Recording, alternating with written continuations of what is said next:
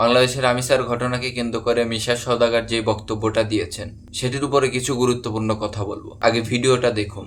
মিশার ব্যাপারটা এত মর্মান্তিক, চলচ্চিত্র তুমি এতগুলো ছবি দেখবে যে আমাদের গল্পের মধ্যে আমরা স্পষ্ট দেখাই, সেটা হচ্ছে যে কোনোদিনই দেখবে না ছবিতে কোনো রেপিস্ট জীবন্ত আছে। ক্যারেক্টার, প্রত্যেকটা প্রডিউসার, প্রত্যেক স্ক্রিপ্ট রাইটার এই মেসেজটা দিয়ে গেছে যে তার যাবজ্জীবন হবে অথবা তার ফাঁসি হবে, মরে যায়।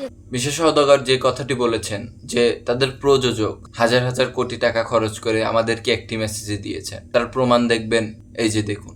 পুরো দেশ এখন একটা আগ্নেয়গিরির জ্বালামুখীর উপর বসে আছে। কি হবে এই বাংলাদেশের? মহিলা ধর্ষণ, তাদের উপর নগ্ন হামলা, দেশের কঠিন বাস্তবতা।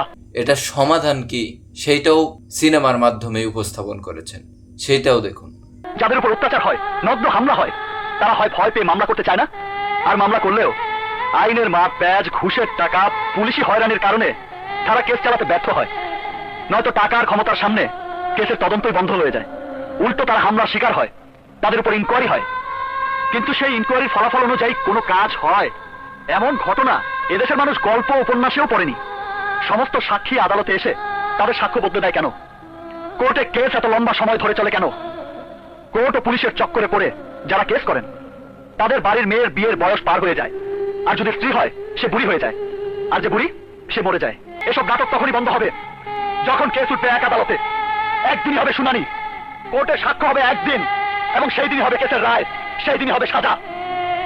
তারপর না কোনো আপিল, না কোনো দ্বিতীয় তারিখ, আর না কোনো দ্বিতীয় আদালত। একটা দেশে এমন ঘটনা বারবার কিভাবে ঘটে?